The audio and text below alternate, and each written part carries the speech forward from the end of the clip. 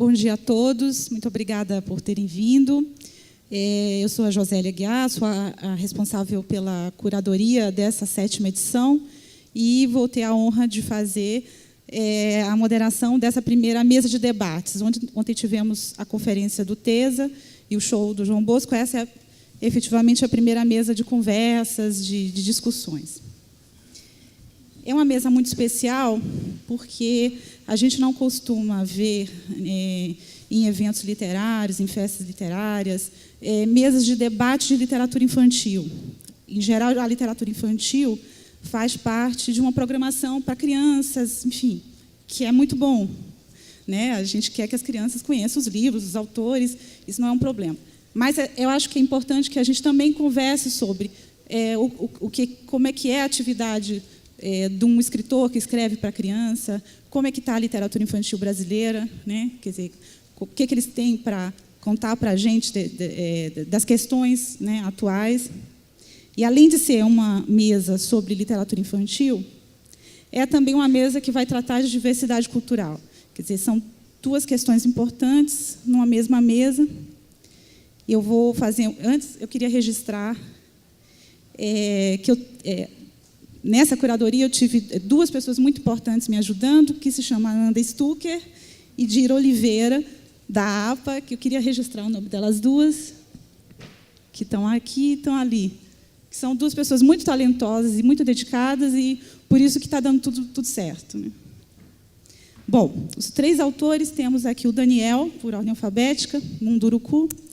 Ele é de Belém do Pará, radicado hoje em Lorena, e o Munduruku é a etnia dele, quer dizer, ele marca a etnia no sobrenome.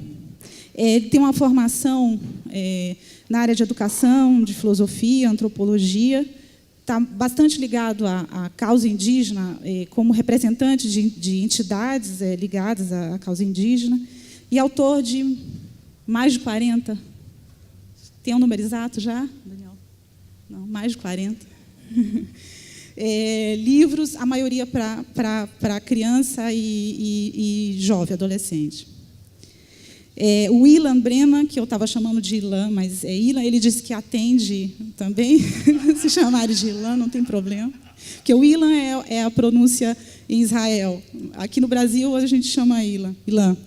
Ele nasceu em Israel, veio muito criança para o Brasil, e os pais, os avós, são de diversas origens, Argentina, Polônia, Rússia, e com a formação em psicologia, ele descobriu, na época de estagiário, que o negócio dele era contar histórias.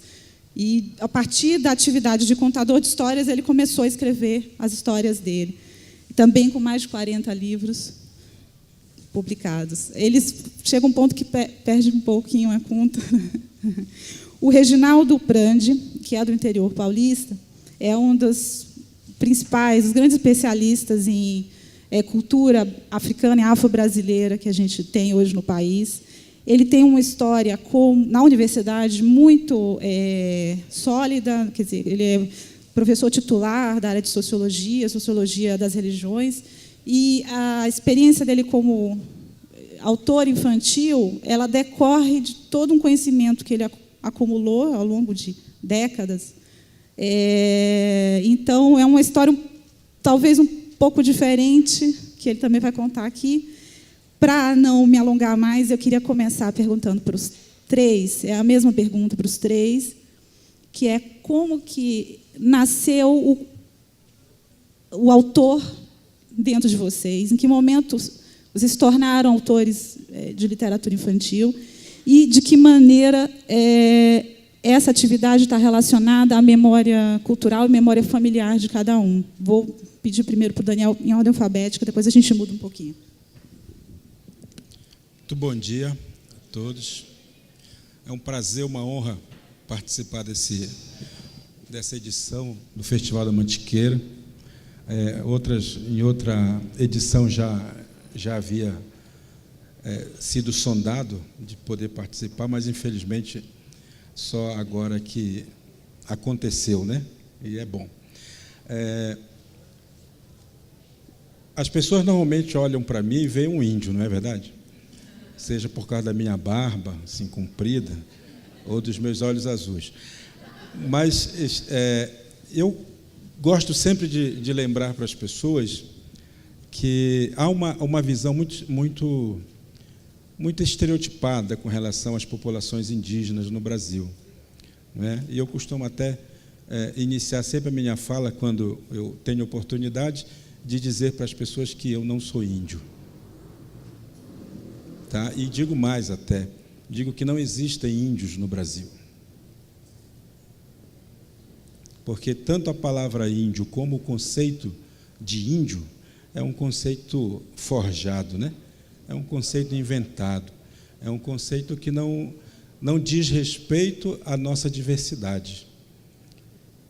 É uma palavra cheia de estereótipo, cheia de preconceitos, cheia que estigmatizou muito as pessoas que fazem parte desses primeiros povos.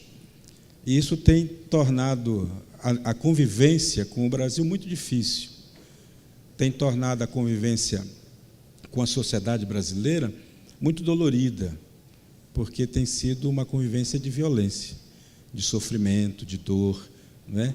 E muito pouca troca. A gente tem conseguido trocar muito pouco, porque, como somos sempre inferiorizados, é comum que as pessoas achem que o inferior não tem nada para oferecer, não é verdade? E acabam ignorando toda a riqueza que as nossas populações carregam consigo, né? Que foram escondidas, foram ocultadas ao longo de nossa história. E eu faço questão sempre de lembrar isso às pessoas, para que a gente tente mudar um pouquinho essa nossa visão, né? Esse nosso estereótipo, essa nossa maneira equivocada de olhar para os povos indígenas como povos assim à margem da sociedade, né? E eu acho que a literatura, ela tem sido um caminho interessante para a gente fazer com que a sociedade brasileira olhe para a gente de uma maneira diferenciada, né? Eu, talvez por um estalo assim do momento histórico que vivia, consegui descobrir que dentro de mim morava um escritor, né? E esse escritor foi aparecendo, não com um passe de mágica, naturalmente, mas como a Josélia lembrou do Ilan, né? Também, de um determinado momento, eu me aceitei contador de história, né? Por ter ouvido muitas histórias, por ter muitas histórias incorporadas no meu dia a dia, no meu cotidiano, na minha leitura de mundo. Passei a contar história para as crianças, oralmente, como contador de história mesmo, até que um dia descobri que a escrita ela poderia levar essa história para mais gente, para outros lugares, né? E assim, acho eu, nasceu, quem sabe, o escritor, né? Que também escrever é uma arte que a gente vai aprendendo na medida em que vai treinando. Descobri isso também a duras penas, que é necessário a gente ir escrevendo muitas coisas para depois fazer um garimpo dessas coisas e, quem sabe, tirar alguma coisa interessante. Daí criar também o estilo que nos cabe, né? Porque cada autor tem o seu estilo, tem a sua maneira de contar uma história. E contar a história por escrito é, com certeza, mais difícil do que contar oralmente, porque na oralidade a gente teatraliza, né? Enquanto que na escrita a gente precisa, às vezes, objetivar mais, porque não dá para teatralizar demais, senão, enfim, estraga um pouco a escrita. Então, acho que foi isso. Tem toda essa formação que foi dita, né? E isso me ajudou bastante. E ir para a universidade, conhecer um pouco a realidade da universidade e depois ter me tornado professor, porque é isso que eu sou, né? Mesmo eu escrevo como professor, como quem quer trazer um ensinamento, um conhecimento para as pessoas, e porque penso que é a única maneira da gente transformar esse nosso país, né? Tentando tirar das pessoas essa dureza que foi enfiada na cabeça da gente, né? Que é o preconceito, que é o racismo. Enfim, a gente tem que amolecer a cabeça das pessoas. E vocês sabem como é que a gente amolece a cabeça das pessoas lá na aldeia? Eu tinha cabeça dura quando era menino, né? Eu não aprendia nada, não conseguia guardar nada na memória. Aí meu avô me chamou um cantinho assim, disse: eu vou fazer um remédio para amolecer sua memória. Você está muito cabeçudo. Aí ele preparou, foi no mato, tirou lá, catou um monte de bosta de anta, fez um chapéu, um capacete com bosta de anta e colocou na minha cabeça assim. E mandou eu ficar com aquele chapéu durante um bom tempo lá, né? Sabe o que aconteceu? Ninguém se aproximava de mim. Ficar com aquele chapelão na cabeça, fedia que só. Mas parece que deu uma amolecida mesmo, sabe? E, aliás, é uma receita que eu indico a vocês também. Eu tenho dito que o meu trabalho aqui na sociedade é construir um capacete de bosta de anta para colocar na cabeça do povo brasileiro, para ver se amolece também um pouquinho a memória, né?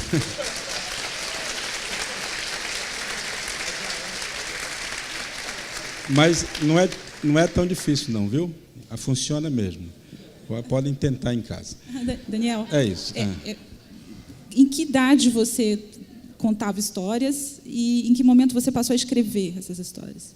Então, eu me formei, eu moro aqui em Lorena, já desde que cheguei a São Paulo, muitos anos atrás, eu já moro aqui em Lorena, onde me formei, na Faculdade Salesiana, né? E a partir disso comecei a dar aula depois de formado. E eu tinha muita dificuldade de ser professor, como todo mundo tem dificuldade de ser professor hoje em dia, não é? E descobri, através da contação de história, eu conseguia chegar muito mais no coração, digamos, das crianças, dos jovens, e eu sempre me dediquei mais aos jovens do que às crianças. Depois me tornei escritor mais das crianças do que de jovens. Né? Engraçado isso, interessante essas mudanças que vão acontecendo.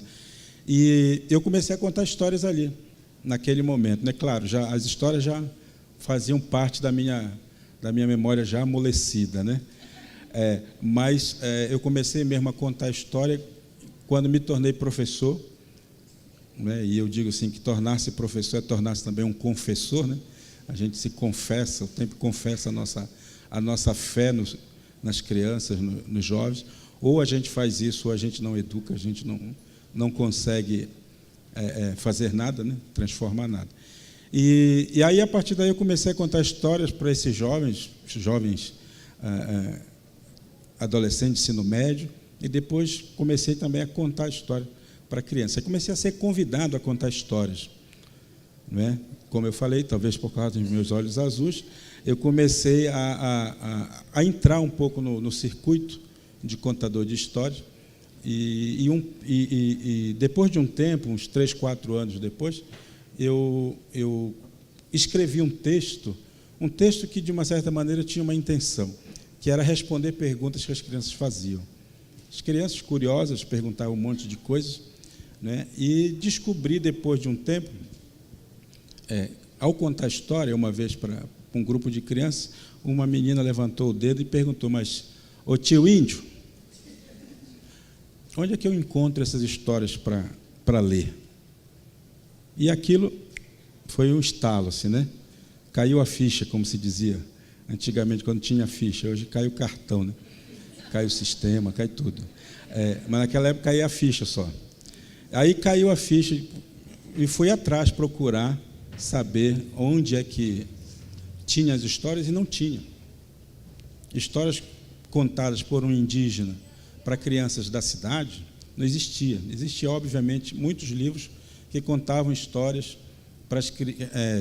contado para as crianças das aldeias, livros e tudo mais. E aí eu comecei a pensar, bolar um texto, um tema que pudesse responder algumas questões das crianças, e daí surgiu o meu primeiro livro, que eu tive a sorte de ser publicado pela Companhia das Letrinhas, que naquele momento estava nascendo também, há 18, 20 anos atrás. Era uma editora que estava começando, né? E eu tive assim, a oportunidade boa de começar por uma grande editora.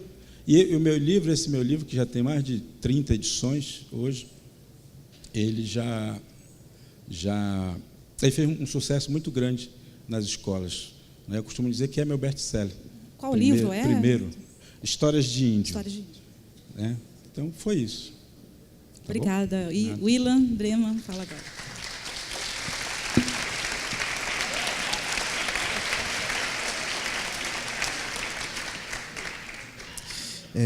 Bom dia, né, para todo mundo. É um prazer retornar para o festival. Eu estive aqui em 2011. Teve um grupo que até me mostrou uma foto ali. Estou um pouquinho mais, né, careca, mas dá para os gastos, né? E é uma alegria, né, Josélia, poder falar de literatura infantil num espaço que normalmente é reservado para autores adultos. Eu acho isso fantástico. Não que vocês não sejam adultos. Claro, e muito, porque tem uma relação, as pessoas acham que escrever para criança é algo fácil, que todo mundo pode fazer. A Cecília Meirelles tem uma frase maravilhosa falando assim, as pessoas não têm noção quão difícil escrever para criança. Porque é muito fácil a gente pensar em, bom, vamos ficar mais, né, se rebaixar, fazer uma coisa meio simples. E ao contrário, muitos autores adultos comentam a dificuldade que é escrever para a criança com respeito à inteligência delas, sem subestimar a sensibilidade da criança, sem ser piegas, sem ser moralizante. Então, é um prazer enorme. Você estava comentando, acho que com você, né, ontem, que um autor, um romancista adulto, num dos festivais, quando me perguntou o que eu fazia, e eu falei, eu sou autor de livros infantis, ele fez um gesto assim. Né? Aí uma outra autora do lado dele olhou e falou, o que você está fazendo? Ele que prepara o leitor para você. Sem autor infantil... Sem um autor infantil de qualidade, não vai ter um leitor de romance lá na frente. É uma estrada, é um caminho. Então, a literatura infantil, ela tem uma importância atroz. Mas, em relação à sua pergunta, eu pensei bastante sobre a questão da memória. Ontem, um encontro com Tesa, né? É Tesa ou Tesa? Tesa, né? E eu pensei na questão da memória, né? O Santo Agostinho, gente, eu vou às vezes longe, né? Mas é que eu gosto, né? O Santo Agostinho, que foi um dos pensadores principais do cristianismo, ele tem uma frase linda que ele fala que a memória, né, é o ventre da alma. A memória é o ventre da alma. O esquecimento é o ventre do escritor. Essa relação da memória com o esquecimento é que forma, na minha humilde visão, um escritor. Eu, como escritor, me formei e me formo ainda. Estou no processo entre memórias e esquecimentos. Esquecer é uma dádiva. Seria muito cruel se a gente não esquecesse. É bom esquecer. A gente estava perdido. A gente vai lembrar do dia que a gente nasceu. Já é uma trauma. Aquele lugar quentinho, trauma. Pelo amor de Deus. Então, eu vou contar um pouco da minha memória, de como me formei escritor, de alguns esquecimentos e de como essa relação forma a literatura. Eu, com 18 anos, eu comecei a trabalhar num projeto de educação em São Paulo, e meu primeiro dia de trabalho, estagiário. A gente estagiário é como escravo, né? Sofre para chuchu. E na hora do recreio, estava lá o professor lá descansando, que tem que descansar, né, Daniel? O professor tem que descansar, mas o estagiário tem que trabalhar. E estava lá no recreio, lá olhando as crianças de 3, 4 anos. Nunca tinha trabalhado com criança na minha vida, não tinha relação nenhuma com literatura infantil, zero. Era um leitor de livros, apaixonado, mas só isso, fazendo primeiro ano de psicologia. 3 crianças se aproximam de mim, me olham e dizem, conta uma história pra gente. Eu arrepiei, falei, ferrou. Eu olhei para elas, pequenininhas, falei, não sei contar histórias. Elas olharam para mim com o rosto, o que você está fazendo aqui? Um professor de natação que não sabe nadar. Mas é mais ou menos isso. Tipo, loucura. Aí uma criança falou uma palavra que revolucionou a minha vida, mudou minha trajetória profissional. Ela falou assim para mim, inventa. Eu falei, acho que inventar eu posso. Senta, pode sentar. Os 3 lá estavam sentadinhos. E eu comecei a inventar uma história. E saiu tão fácil, com uma fluidez, e foi saindo. E de repente, 5 minutos depois, daquela cena do começo do Era Uma Vez, eu pisquei o olho, eram 3 crianças, tinham 6 crianças. O milagre da multiplicação. de onde elas estavam vindo, da onde. Aí eu comecei a perceber que as histórias estavam chamando abelha e mel, as crianças. E depois de 15 minutos, tinham 15, 20 crianças sentadas de boca aberta. Eu de boca aberta também, né? Estava assustado, gente, eu estava assustado. E falei, bom, terminou aquele momento, eu fiz as perguntas essenciais, né, para a vida de qualquer um, que é, quando acontecem essas coisas, né, o que aconteceu, o que são as histórias, por que elas gostam, por que eu gosto. E fui buscar esses caminhos junto com a psicologia e junto aí com os meus estudos. Chegou um momento que eu comecei, claro, a contar histórias de um monte, que nem o Daniel, mas chegou um momento que as pessoas começavam a me falar coisas muito interessantes. Então eu viajava e fazia esses encontros, aí vinham lá as professoras e diziam, mas Ilan, você vai embora amanhã? Eu vou. Aí queria te levar para casa para contar história à noite. Minha namorada adorava essas histórias de ir para casa à noite, eu achava ótimo. Falei assim, olha, eu não posso ir para sua casa à noite contar histórias, mas enfim, talvez um dia eu volte. E às vezes eu não voltava nunca mais. O contador de histórias tem essa coisa de ele ter uma marca profunda, mas talvez ele não volte mais, fisicamente. Eu falei, bom, se eu não volto, a história pode voltar. Eu vou começar a registrar isso. Eu comecei a registrar num caderno, sem computador na época e tudo mais. E um momento veio a neurose junto, eu sou meio neurótico. Aí veio a neurose junto. E se um dia eu ficar mudo? É uma neurose mesmo. Eu fiz anos de análise, mas não adiantou nada. Anos. Não adiantou nada, Josélia, nada. E se eu ficar mudo? Bom, se eu ficar mudo, eu preciso publicar essas coisas, pelo amor de Deus. Então, eu queria publicar para as pessoas me levarem, quer dizer, a história poder compartilhar as histórias, e se eu ficasse mudo, estava lá registrado. E aí começa essa transição da oralidade para um mundo da literatura que é muito diferente, como o Daniel falou. Tem uma diferença brutal. Né? Tem uma diferença brutal. É uma ponte que você cruza, é uma ponte. O começo da minha literatura está muito ligado ao mundo oral ainda, ao reconto, que são as histórias dos povos. E depois do reconto, eu começo a praticar um pouquinho as histórias que eu chamo de autorais, de criação pura, que você vai lá, está inspirado, você está tomando banho. Banho é um ótimo lugar para isso. Nossa, se não tomar banho, cascão, então... Tomar banho é muito bom para criar história. Dá muita, não é mesmo? É incrível, né? Correr, andar, enfim, autoral. E um terceiro momento, que eu chamo que é o meu principal momento de transição desse mundo, que são as histórias que eu chamo histórias AP e DP, que é antes da paternidade e depois da paternidade. Ou seja, são histórias que estão ligadas às minhas filhas, né? Ao meu mundo, ao meu pequeno universo. Essas histórias, depois de muitos anos, eu comecei a olhar para trás e perceber que tinham umas conexões com o meu passado, com as minhas memórias e os meus esquecimentos. Eu nasci em Israel. Os meus pais nasceram em Buenos Aires. Ninguém é perfeito, né, gente? Os meus avós nasceram ramo, Rússia, Polônia, Alemanha. Eu sou as Nações Unidas, a ONU. E eu, como escritor, eu nunca dei muita bola para isso. Eu até negava, eu não gostava de que as pessoas falassem. O autor, autor ligado à cultura judaica, autor que ele vê... Não, eu sou um autor. Enfim, escreva para criança e pronto, né? Mas com os anos eu fui percebendo que, sem querer mesmo, eu fui colocando na minha obra o que essa memória e esse esquecimento... que depois aparece em insights, estavam comigo o tempo inteiro, na minha alma, no meu ventre. Então, eu vou dar exemplos sobre isso, exemplos. Eu tenho duas cenas muito fortes das minhas memórias, com meu pai contando dos meus avós na Ucrânia, em Kiev, eles são de lá, na parte paterna, e que depois de muito tempo eu percebi que está dentro da minha obra de alguma forma. Tem uma cena do meu avô, já falecido, que ele era jovenzinho lá em Kiev, e tinha uma perseguição muito forte em relação aos judeus lá, com pogroms, enfim, as perseguições todas.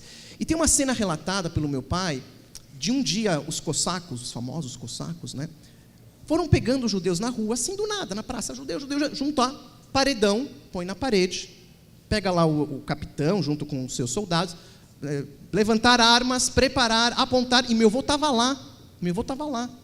E quando o capitão ia falar fogo para fuzilar todo mundo, o capitão falou, pera, e você, mocinho? Era o meu avô. Falou, o que foi? Ele falou, vem cá, você não é filho daquele cara lá da taberna? Que era o meu bisavô que tinha uma taberninha. Ele falou, sim. Então, eu bebo lá, de graça. Pode sair. Matou todo mundo. E meu avô ficou. Foi. A segunda história que meu pai me contou é sobre a minha avó. O meu avô, esse avô que saiu da Rússia e foi indo para a Argentina, foi chamar depois a minha avó. Falou, agora vem, estamos aqui na Argentina, em Buenos Aires, vem. E tem essa cena, muito marcante também na minha vida, quando eu escutei essa história, minha avó percorrendo desde Kiev até um porto na Europa por trem, e no meio da viagem, um homem chega perto dela, dá um saco e diz, você entrega esse saco para mim em tal estação, tal lugar, tal hora. A minha avó não abre o saco, ela não abre.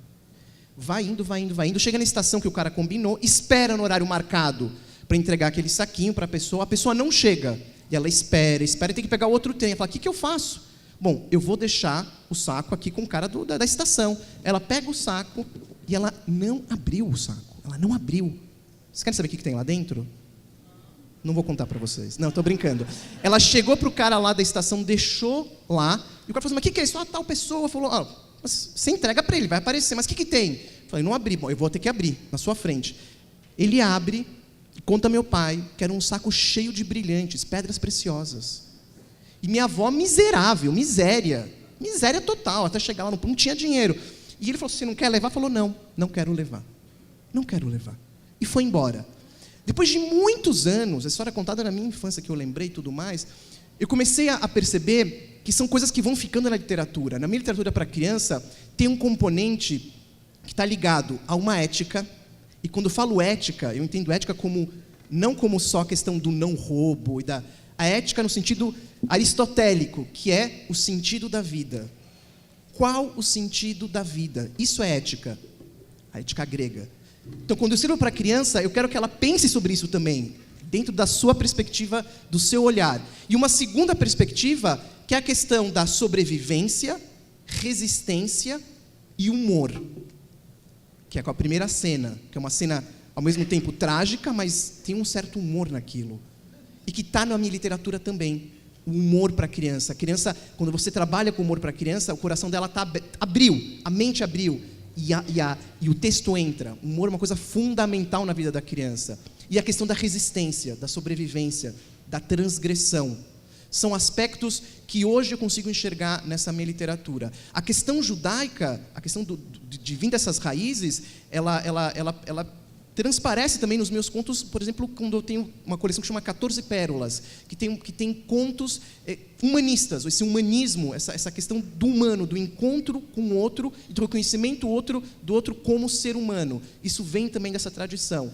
Então, a questão da memória e do esquecimento, acho que passa um pouco por aí. Eu vou terminar com só uma ceninha, passo para o Reginaldo, que essa coisa do esquecimento. O meu primeiro livro que eu publiquei, isso é muito curioso, chama O Pó do Crescimento. Meu primeiro livro de ficção, não é de reconto, é de ficção, autoral. E é uma história sobre uma tartaruga. Quando o livro ficou pronto, eu entreguei para minha mãe judia. Terrível. Ela começou a ler o meu livro e fez assim, 20 anos de psicanálise, minha mãe, estava ferrada. Ela lia, virava as páginas. Eu falei, para de fazer, O que está acontecendo? Assim, você não se lembra? Eu falei, não quê? Você está contando a história de uma tartaruga aqui, que quase morreu. Você teve uma tartaruga? Eu falei, não tive. Você teve. Quando era pequenininha, uma tartaruga, assim, 6, 7 anos, chamava Manuelita. Um dia você pisou nela, achou que matou a tartaruga, me ligou, falando para ela, matei a tartaruga, sou um assassino, blá, blá, blá, blá. Estou meio traumatizado. 3 dias ela ficou encolhida, e batia nela, e água, nada, e fomos enterrar a tartaruga. Terra, e quando a gente foi enterrar, nessa hora quando eu conto a história, eu dou um susto, eu não vou fazer isso com vocês, tá? Fui enterrar lá a tartaruga, ela renasceu, ela se mexeu. E continuou viva por muitos anos, enfim, até uma época lá ela morreu.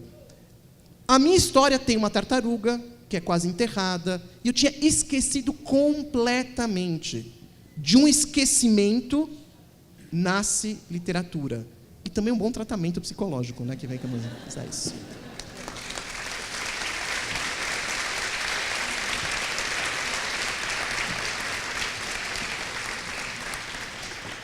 Reginaldo Prandi fala agora. Então, bom dia a todos.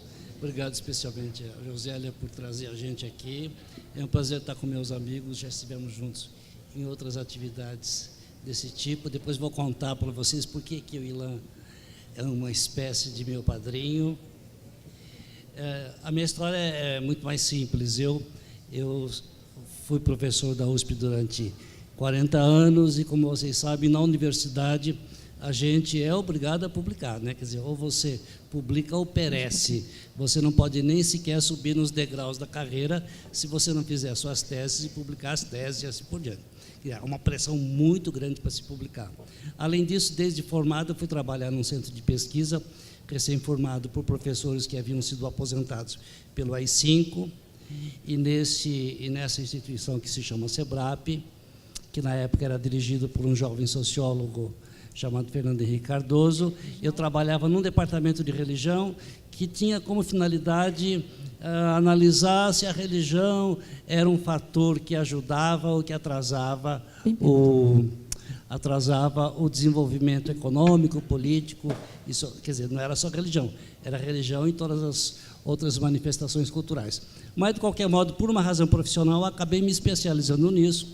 Depois, evidentemente, eu fui fazer minha carreira na USP, fiquei lá muitos anos, fiz mestrado sobre as transformações secularizantes do catolicismo, depois fiz um doutorado sobre relações de trabalho na Bahia, e assim foi e tal, e chegou uma hora de fazer a tese de livre docência. Naquela época eu era estatístico também, tinha criado um método bastante ágil de se fazer pesquisa eleitoral, e fundamos o Datafolha baseado nesse método, que foi o primeiro instituto a usar a minha metodologia, e isso acabou redundando num grande sucesso institucional, tal. E aí, para dar mais estofo a esse tipo de investigação, eu fui para os Estados Unidos fazer um curso de pós-doutorado para aprender mais teoria que me embasasse esse tipo de pesquisa que a gente usava no Datafolha e em outros lugares. E fiquei lá. Naquele tempo não tinha internet, não tinha nada disso. A gente ficava nas bibliotecas, tirava xerox e guardava para trazer para o Brasil. Eu ia fazer uma tese de livre docência sobre isso.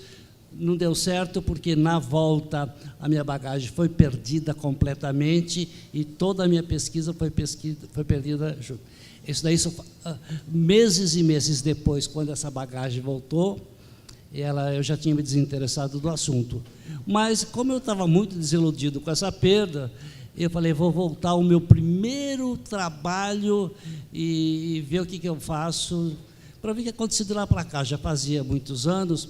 E quando eu comecei, meu primeiro trabalho foi sobre Umbanda, eu falei, vou retomar esse assunto, mas descobrimos naquela época, fazendo pesquisas em cartório, que havia muito registro de terreiros de candomblé em São Paulo, que era um contrassenso, porque candomblé era até então uma religião de negro, era uma religião que estava localizada naqueles lugares do Brasil onde você tinha grandes comunidades de afrodescendentes que estavam ali há muito tempo, que eram lugares da Bahia, de Alagoas, de São Luís do Maranhão, também um pouco no Rio Grande do Sul e uma pequena parte no Rio. Mas, de repente, isso começava a surgir em São Paulo, e a ideia é que o candomblé era uma religião étnica, quer dizer, ela só servia a grupos de afrodescendentes, enquanto que a Umbanda era uma religião universalizada, já com brancos, com pardos, com gente de todo tipo, de todas as origens, todas as etnias. Então, a religião da metrópole, por definição teórica, era a Umbanda, mas estava acontecendo o contrário.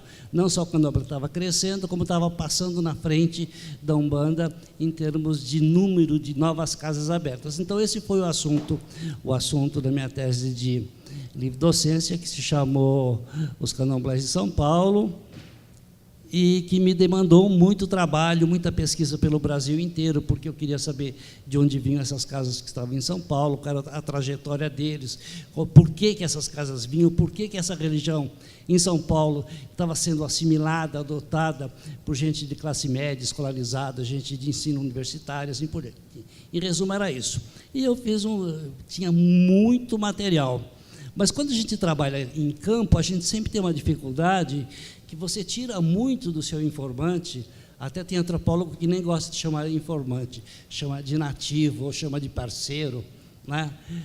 Você tira muito do seu informante e dá muito pouco para ele, porque quando você publica o trabalho que você fez a partir do que ele diz, ele não entende o que você fala, porque o seu trabalho na academia é um trabalho de especialista, é um trabalho para muitos poucos, para colegas, para alunos.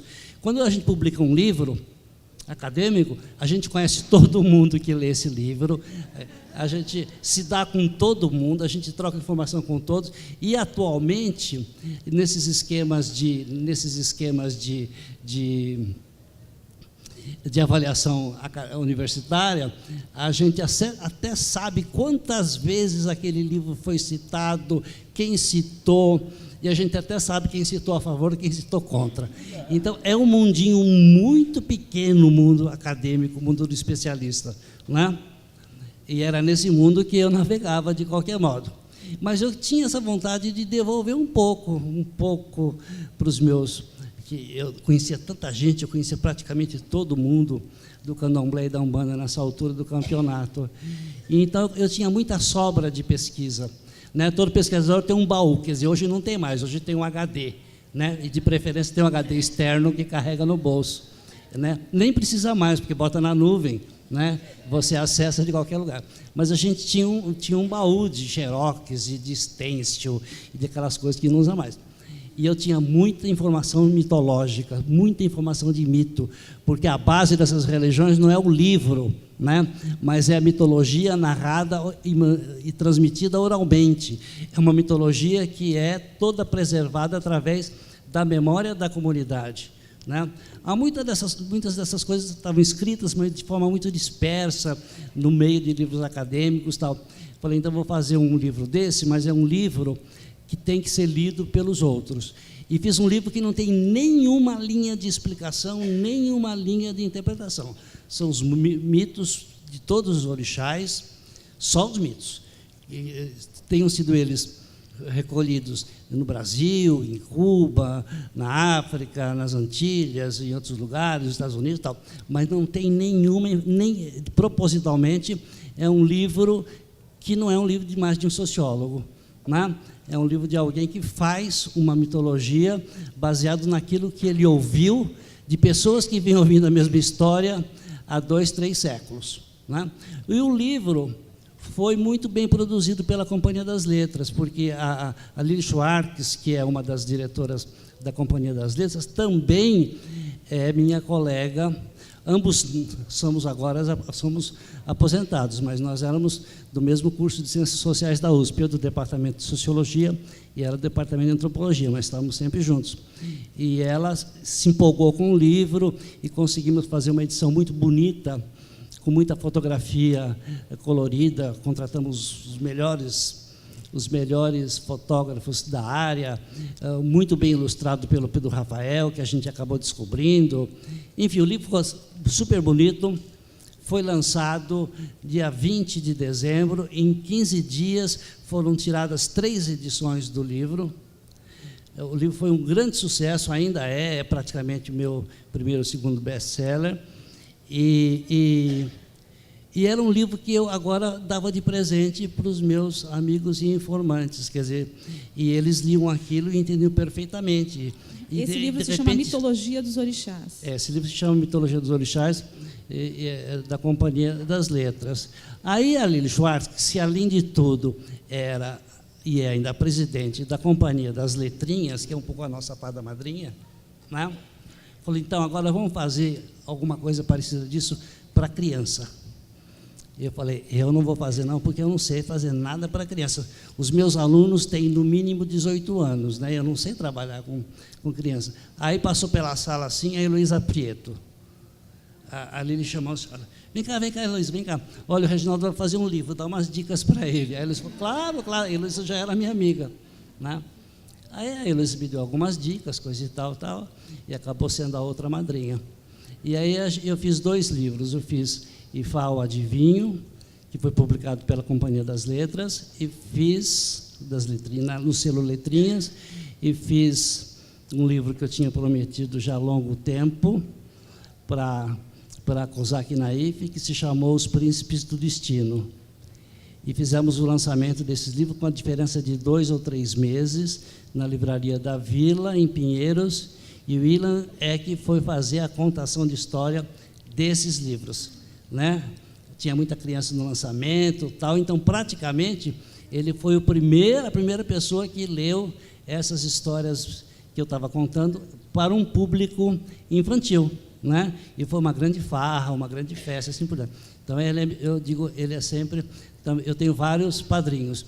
E depois do sucesso desses 2 primeiros livros, aí vem todas as demandas, escreve mais um, escreve mais um, escreve mais um. Esses livros foram sendo muito bem recebidos, foram ganhando prêmios, foram ganhando muitas edições, passaram a ser comprados pelo governo, passaram a ser adotados nas escolas. Isso antes de surgir a lei que depois vai transformar em obrigatório ensino de África e cultura afro-brasileira nas escolas, né? Mas chegou um ponto que eu já estava saturado desse universo afro-brasileiro, eu não queria mais. Eu falei, não, mas eu também não queria deixar de fazer esse tipo de livro, porque eu já tinha pegado gosto pela coisa, né? Falei, então vou voltar para as minhas origens, né? Eu sou de uma cidade pequenininha, do interior de São Paulo, que é Potirendaba, onde eu vivi até os 18 anos, onde meus pais ainda vivem até hoje, onde eu vou regularmente, frequentemente. Na época que eu saí de lá, a cidade tinha 5.000 habitantes, pouquinho mais, né, do que São Francisco, que tem 3.800. Hoje cresceu bastante, mas ainda é pequena, tem 15.000 habitantes, né? Mas quando eu era pequeno, na minha casa, a luz elétrica encerrava às 10 horas, não tinha televisão, o rádio era em ondas curtas, pegava extremamente mal, né? E não tinha nada do que é o mundo moderno. Então, ainda se usava muito contar história, né? As famílias se reuniam à noite e contavam histórias. Lá pelas às 10 horas, a prefeitura desligava o gerador, que era a óleo cru, né? Não era energia gerada por nenhuma usina maior. Para não ter que ir dormir obrigatoriamente, se acendiam as lamparinas, né, os lampiões, as velas, e a conversa continuava, às vezes por mais 1 hora, 2, e esse escurinho era muito propício para se contar as histórias de assombração. Era um momento ideal, né? E havia um gosto muito especial pelas almas, pelo outro mundo.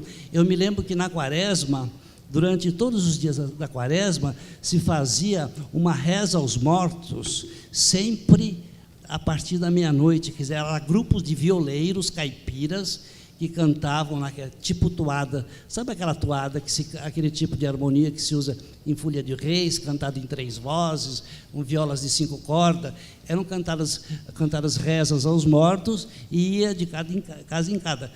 A gente já sabia de antemão quem é que vinha, se eles vinham na casa da gente, e já deixava na janela uma garrafa de pinga, um pedaço de fumo de corda, né, uma broa de milho, um bolinho de fubá, e o pessoal vinha, cantava, e evidentemente se fartava com isso, e depois ia para outra casa. Então, havia esse culto aos mortos, que é muito tradicional da cultura caipira, né, que é uma herança bastante antiga, que hoje praticamente está perdida. Então, baseado nessas antigas lembranças, eu comecei a fazer um livro mas me faltava muita coisa, tinha muita coisa que eu tinha esquecido já. Eu voltei para o interior, eu ainda tinha algumas tias-avós ainda velhinhas, e elas me ajudaram a reconstruir. O que eu não consegui reconstruir, evidentemente, eu inventei, porque toda reconstrução tem um pouco de invenção, né?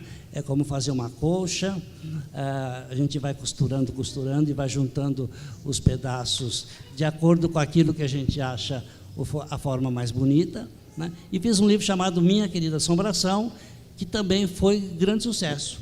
E a partir daí essa série cresceu. Eu fiz mais 3 livros com base nos 4 personagens. Depois fiz uma versão adulta. Quando eu fiz Minha Querida Assombração, eu comecei a incorporar a ficção, porque eu contava histórias, mas o que acontecia entre uma história e outra eram personagens que eram criados por mim.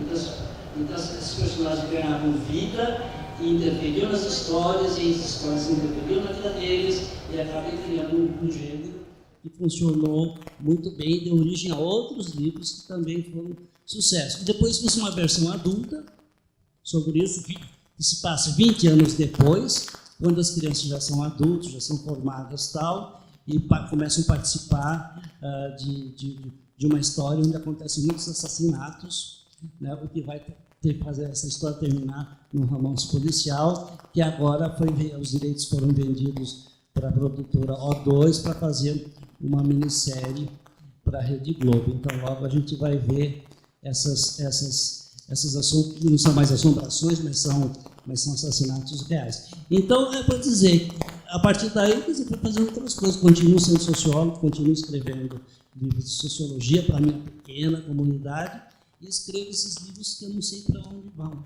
não sei quem vende. Eu sei que já vendemos 250 mil, mas eu não sei quem lê, não sei se alguém gosta, tal. Entende? Ficou uma coisa assim. Então, eu tenho uma vida de escritor que é dirigida a um público que eu conheço, tal, com quem eu tenho uma relação de 40 anos, e escrevo com um público que faz parte do mundo moderno, com essa coisa difusa, desconhecida e sem endereço. É uma história assim. Obrigada.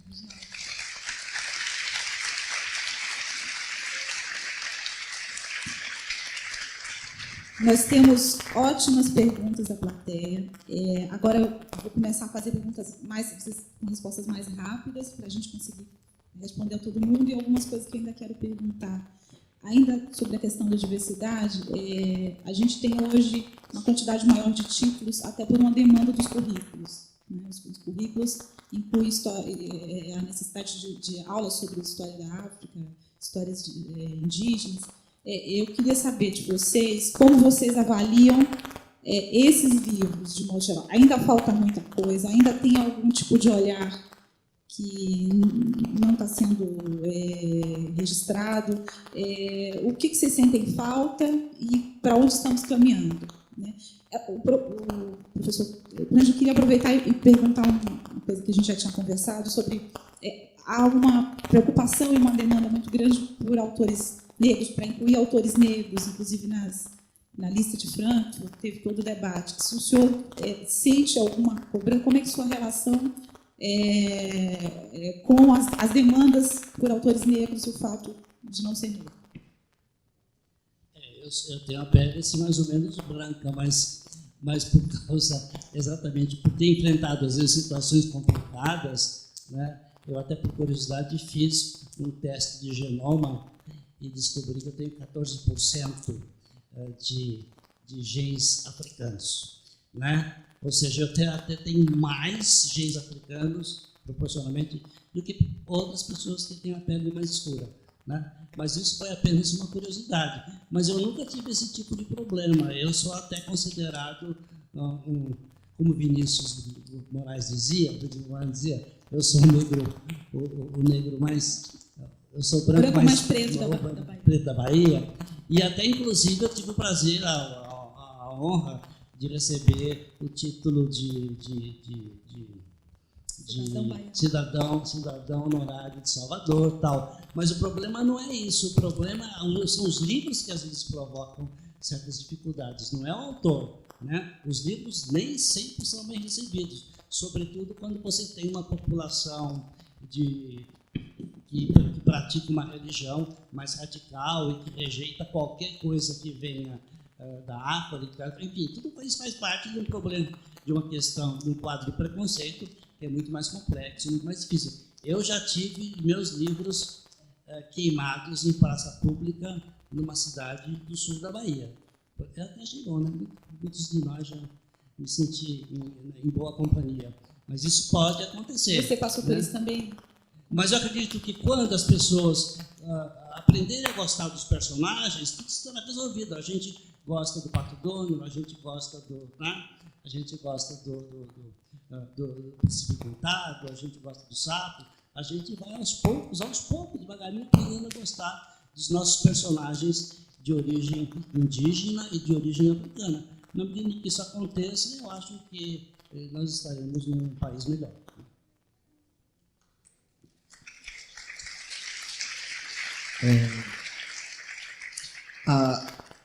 Eu acho que o mais importante dessa sua pergunta, na verdade, é qualidade.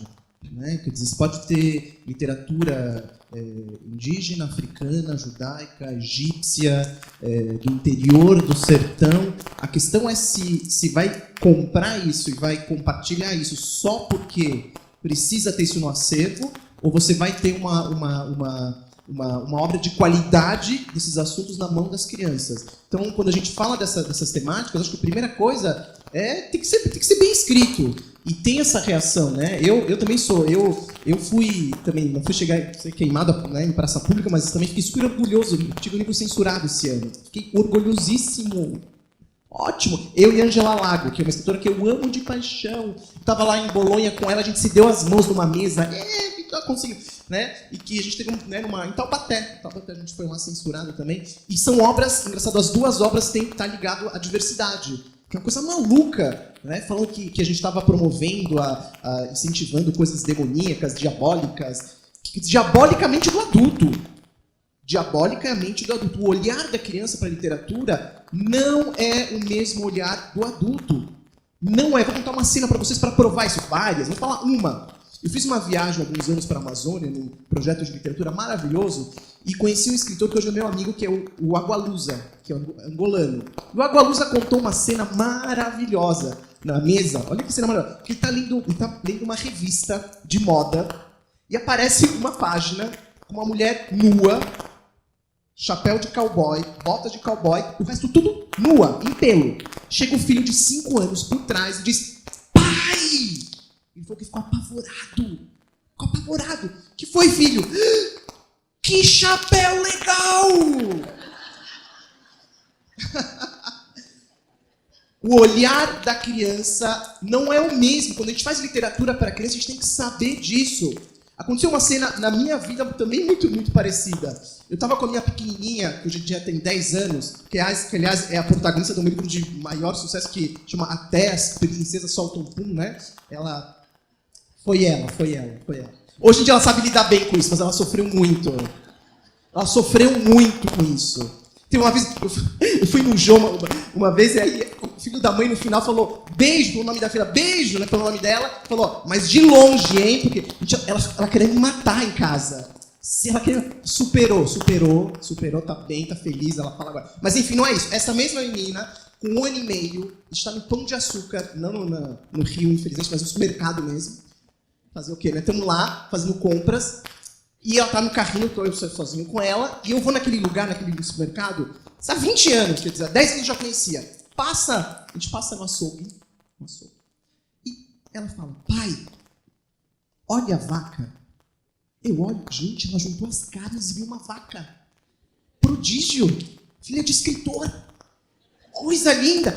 Filha, cadê a vaca? Ela faz assim pra mim, aponta pra cima. E eu, cabeça dura, né? Olho pra cima e vejo uma vaca. Tipo, 3 toneladas. Papel machê, mas enorme. Falo pro moço, há quanto tempo tem essa vaca aí? Mais de 10 anos. Aí a minha conclusão. Criança vê vaca, adulto vê picanha. Então,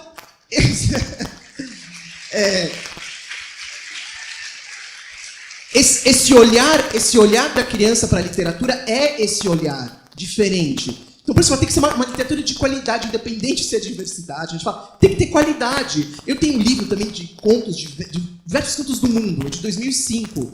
E recebi um e-mail, gente. São recontos, eu não criei aquilo. De contos do mundo inteiro, é fundamental para a criança ter isso no seu acervo, é fundamental. São as nossas raízes, nossos ancestrais. Aí chega uma professora, me manda um e-mail, falando que eu era o Capitão Nascimento da infância. Que loucura! Eu fui lendo, eu estou acreditando naquilo, mas por que ela está falando isso? E ela achava que aqueles contos eram muito agressivos e muito violentos, e o conteúdo, e não sei o que lá. E eu respondi para ela, super bem respondido e tudo mais. Violento no Brasil, sabe o que é violência no Brasil? É uma educação precária. Violência no Brasil, metade do país não ter privada. Violência é ter criança que não tem pai e mãe. E quando tem pai e mãe, às vezes não tá. A violência é deixar um menino, uma menina de 5, 6 anos, com um salto de 10 centímetros. Isso é uma violência, não literatura. A literatura é a antiviolência. E se falarmos sobre esses assuntos na literatura, na realidade, isso não acontece. É quem canta seus males espanta. É uma válvula de escape. No berçário das minhas filhas, vou terminar com isso. No berçário das minhas filhas, um pai chegou para mim falou assim, esse lugar aqui é um absurdo. Eu falei, mas por quê? Eu adorava demais, um lugar pequenininho, aconchegante. Maravilhoso. Por quê? Não, porque aqui tem essa cantiga que todo mundo canta. Qual? Josélia roubou pão na casa do João. Josélia... Eu falei, qual o problema dessa cantiga? Ele falou, não, isso estimula o roubo. Eu falei, aí eu fico sério nessa hora. Eu falei assim, fiquei sério. Falei, você sabe, né? Que o Fernandinho Beiramar, quando nasceu, a mãe pegou, Fernandinho rouba pão na casa. Ele introjetou aquilo e ficou... O cara começou a rir, mas tem nada a ver, ao contrário. Essas cantigas põem as nossas loucuras para fora. É como a literatura de qualidade. E a literatura oral, ela tem essa carga forte mesmo, que não pode ser retirada da vida da criança. Então, a questão da escolha desses livros tem que passar, novamente, pela qualidade. Acho que é por aí.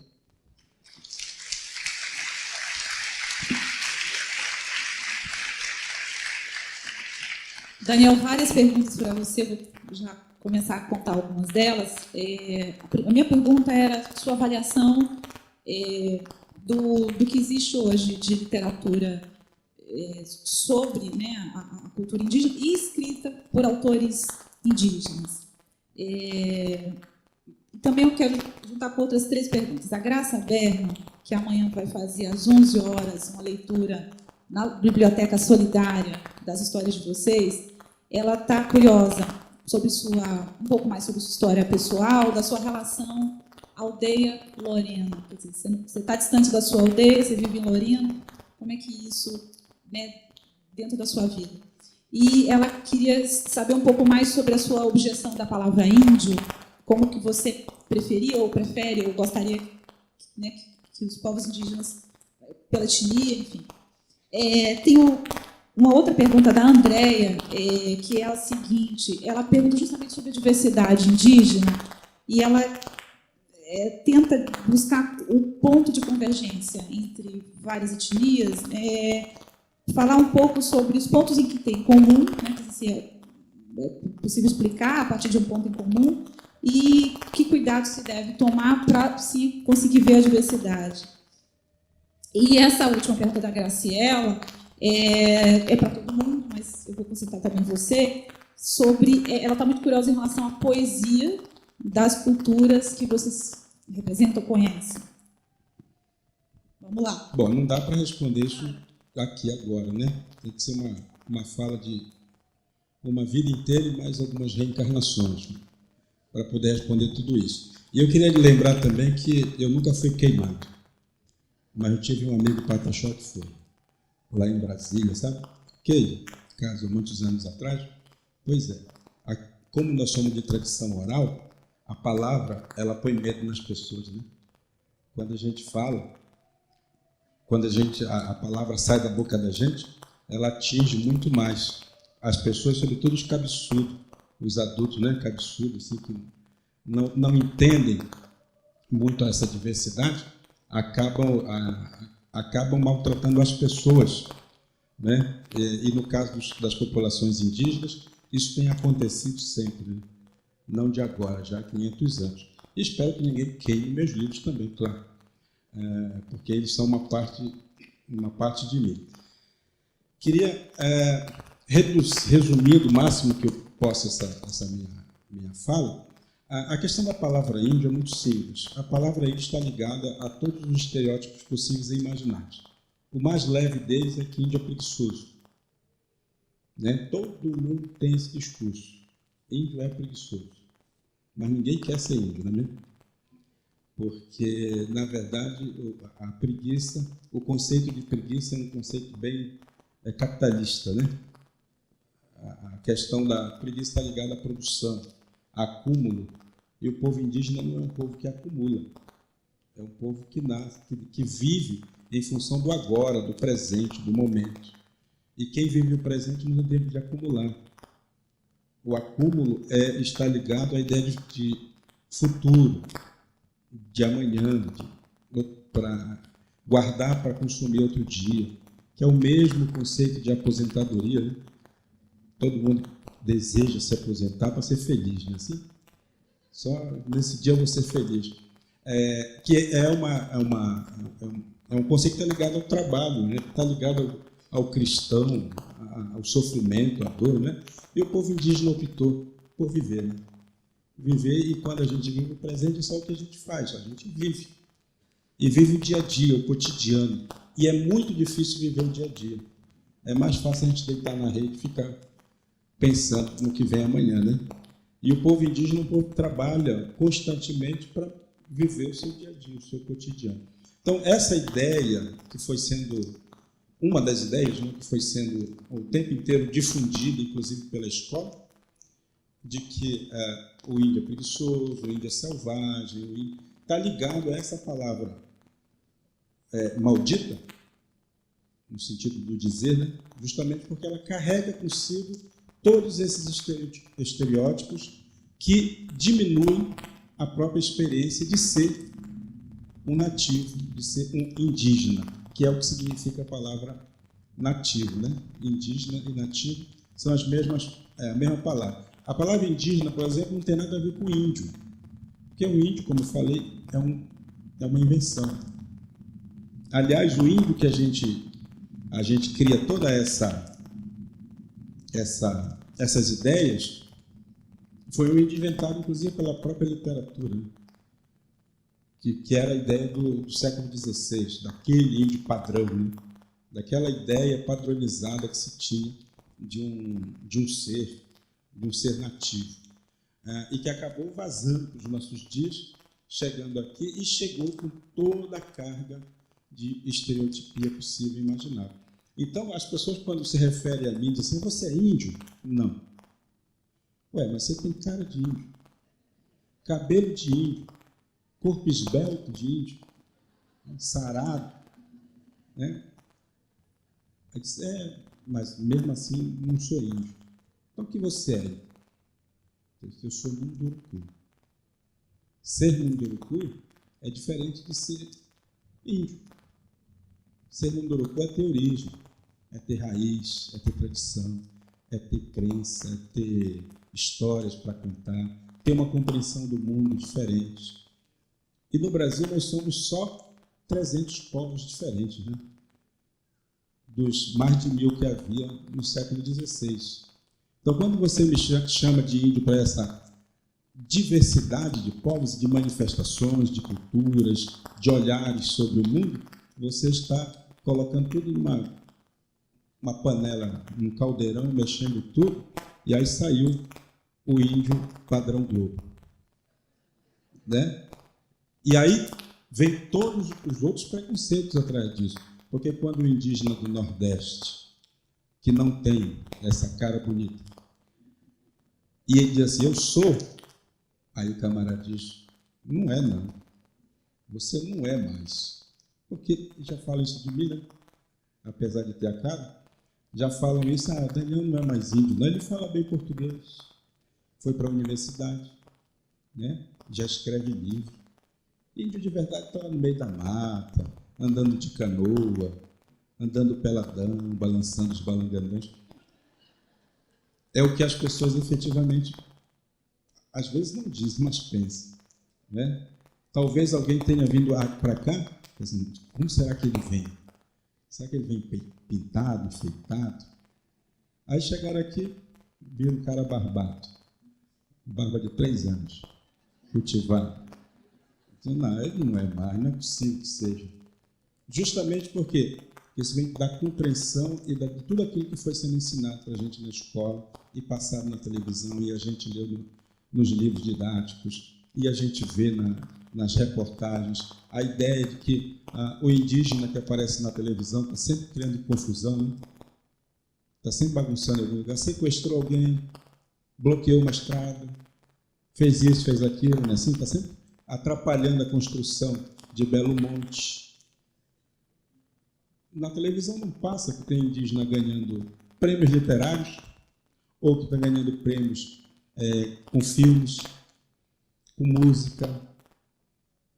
Ninguém conta que os indígenas estão lutando por um lugar também na sociedade, sem deixar de ser o que são, o que é mais importante. E ser o que a gente é, não está na roupa que a gente veste, vocês sabem disso, né? Não está no equipamento que a gente usa, Se a gente usa um laptop de última geração, você mexe na internet, não é isso que faz a pessoa, não pelo menos do mundo que eu venho. No mundo das cidades, talvez, mas no mundo onde eu venho, não é isso. O equipamento é instrumento. O arco e flecha é um instrumento. O laptop é um instrumento. O livro é um instrumento. Né? Eu costumo dizer que é meu arco e flecha hoje, né? O livro. Porque eu também lanço livro, né? Como quem atira uma flecha. É o que eu faço, eu lanço esse livro.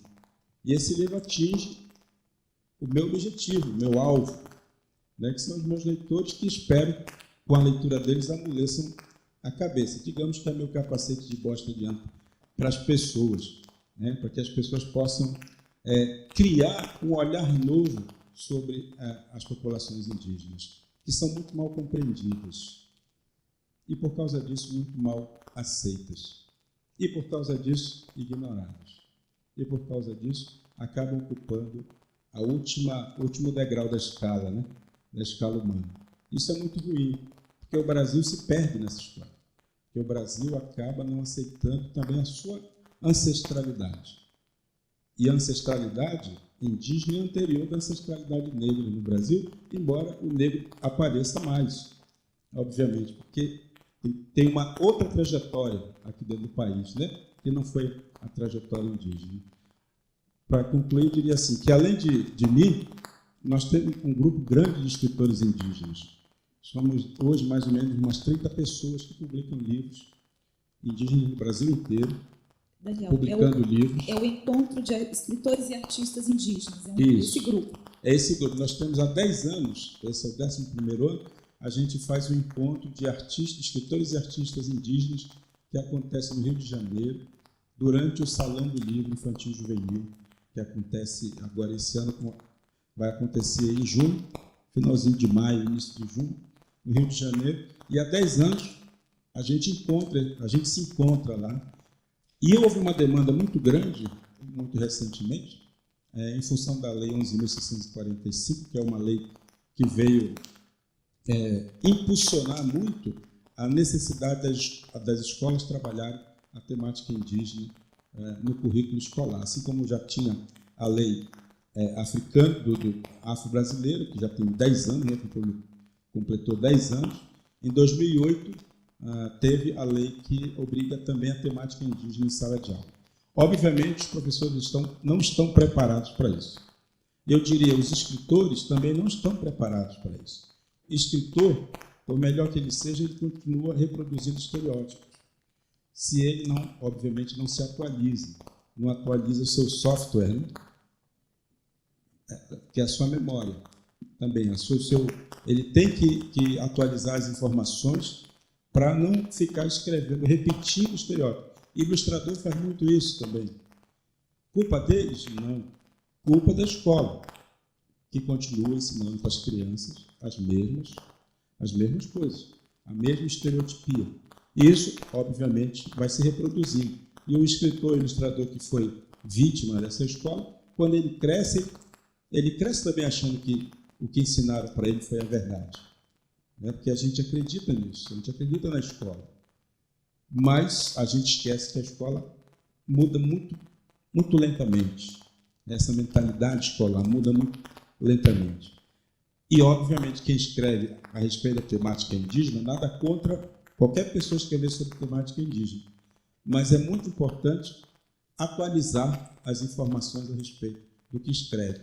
Senão vai continuar aparecendo o índio padrão. Primeiro vai aparecer o índio de José de Alencar, né? Que é o que normalmente aparece. Cabelinho redondo, né? Peladinho, coloca uma tanga para não ficar muito imoral, né? Em cima. Minha tanga é assim, tipo Tarzan. Para não mostrar as coisas das crianças, ou para as crianças, como se elas não tivessem também, né? Enfim, acaba reproduzindo muito esse estereótipo. Então é importante saber, pessoal, para concluir, mais de 300 povos no Brasil, são faladas aqui 180 línguas diferentes, as que são conhecidas, são 180 línguas, divididas em troncos linguísticos diferentes. Não é a mesma língua também. No Brasil não se fala tupi-guarani, como todo mundo pensa, né? Ah, que língua você fala? Tupi-guarani, tio. Não, não é tupi-guarani. Tupi-guarani faz parte apenas de uma família linguística. Tem outras tantas, tem povos aqui que é chinês falando. Ninguém tem absolutamente nada. Então, esse cuidado é importante. Tem a presença indígena no Brasil inteiro, de norte a sul, passando por todas as regiões.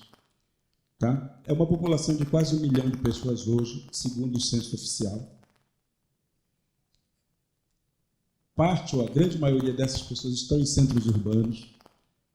Muitos deles são oriundos do Nordeste, né, e que estão nas grandes capitais, porque, obviamente, foram expulsos das suas próprias terras. Então, isso tudo precisa ficar claro para as pessoas, para não achar, né, ficar pensando o padrão, aquele padrãozinho construído ao longo da história. Tá bom? O resto, vocês peguem meus 40 livros, que está tudo lá escrito.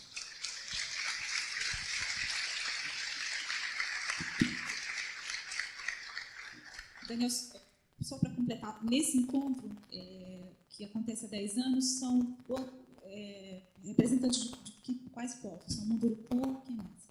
Então, a gente, Brasil inteiro, tem Munduruku, tem Guarani, tem Maraguá, tem Caiapó, tem Terena, tem Caingangue, tem tudo. Né? A gente vem de todos os cantos do Brasil. E a gente tem procurado incentivar a escrita dentre esses jovens indígenas. Né? Tem muita gente fazendo livros, começando, aprendendo a dinâmica da escrita. Como eu falei para vocês, a gente é educado para falar. Escrever é uma coisa nova para a gente. Se pensar que há 30 anos atrás quase não tinham livros escritos por indígenas. Hoje já tem mais de 100 títulos espalhados pelo Brasil todo. Isso sem contar os meus, claro, porque aí já é covardia. Mas existe mais de 100 títulos já produzidos por outros autores indígenas, né, que estão efetivamente fazendo parte dos acervos das escolas, das bibliotecas do Brasil inteiro. Obrigada, Daniel. Algumas perguntas para o Reginaldo. O Eduardo Pereira, ele está curioso para saber se as mitologias de orixás, se elas falam para crianças e jovens também, quer dizer, se são histórias, como é que essas histórias... eu sei qual livro ele está curioso para saber se essas histórias podem ser lidas para crianças, e eu acho que uma pergunta complementar é como é que essas histórias nas culturas africanas chegam até as crianças.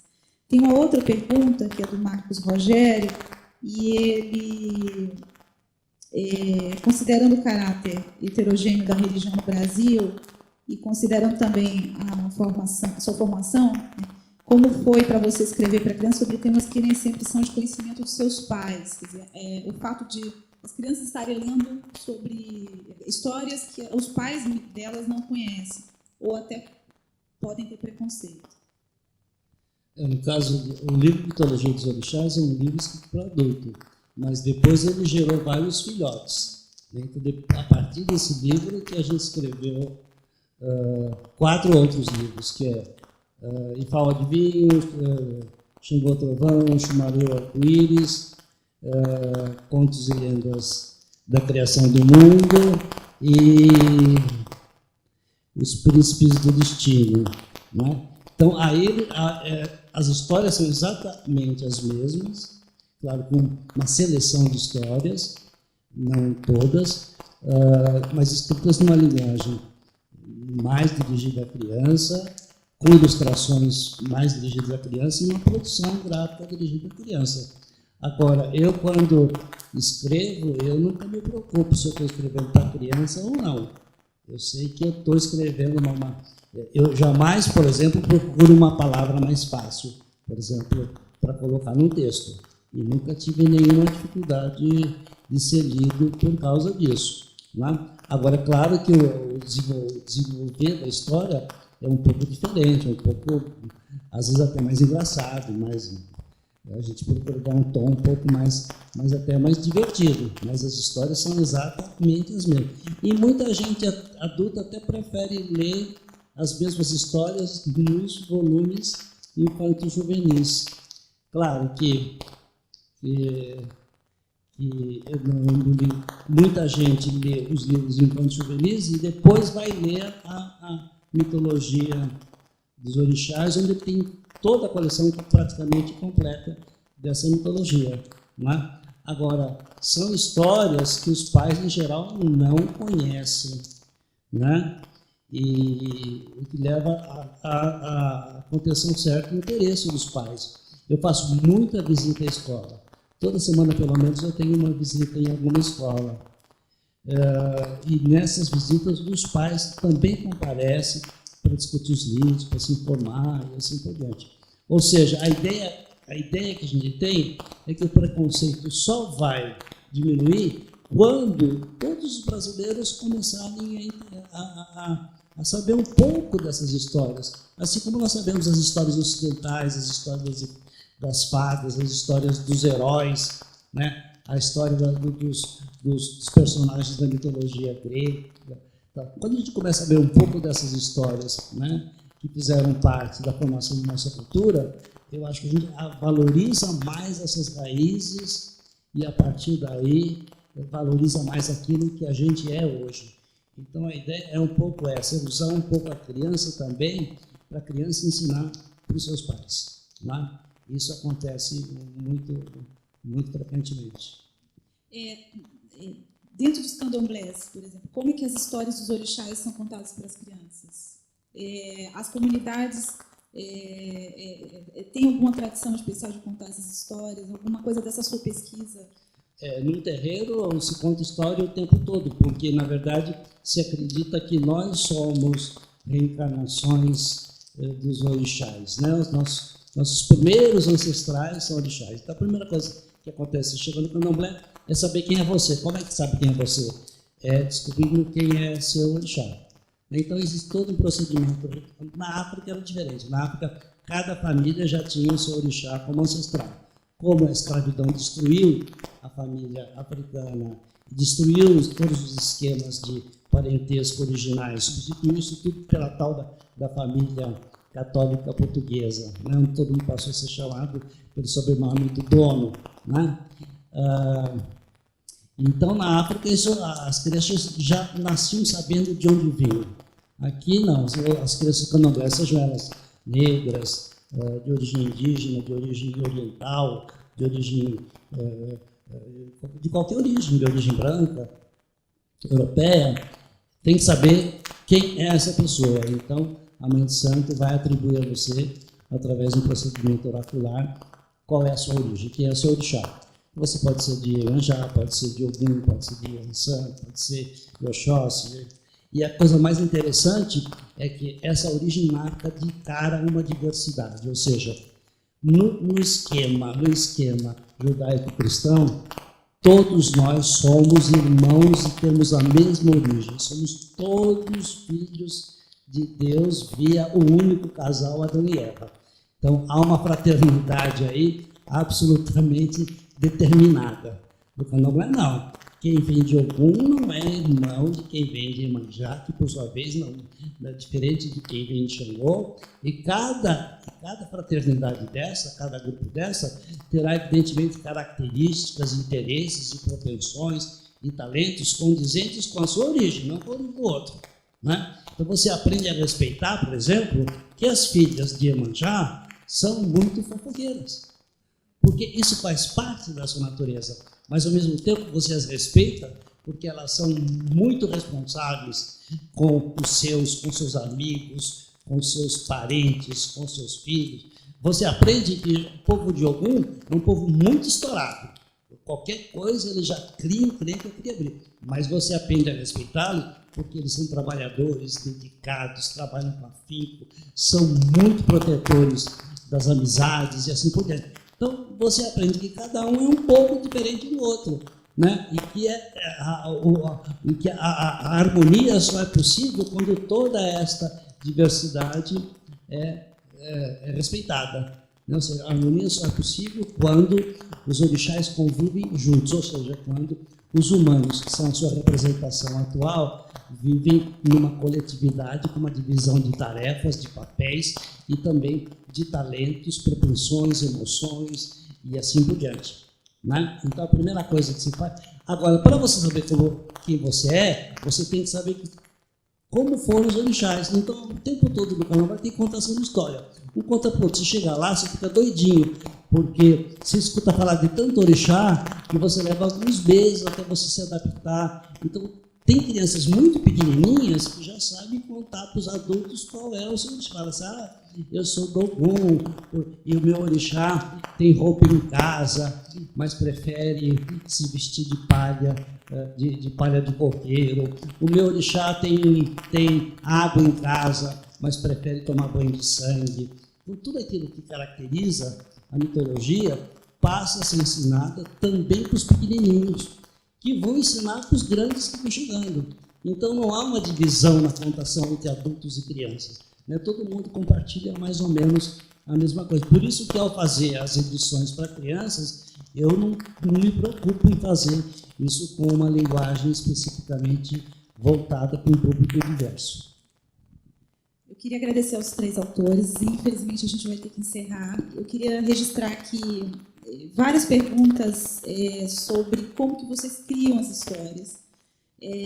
O Willan, às 16 horas, vai fazer uma apresentação especificamente sobre histórias por trás das histórias, no Coreto. Os autores, depois daqui, vão para Saraiva, então vocês vão poder conversar com eles lá, perguntar todas as perguntas que eles não conseguiram responder. E tem um coral prontinho para se apresentar também aqui na saída. Essa nossa conversa vai estar depois no YouTube, então vocês podem rever e recomendar para pessoas que não assistiram. Muito obrigada e até mais.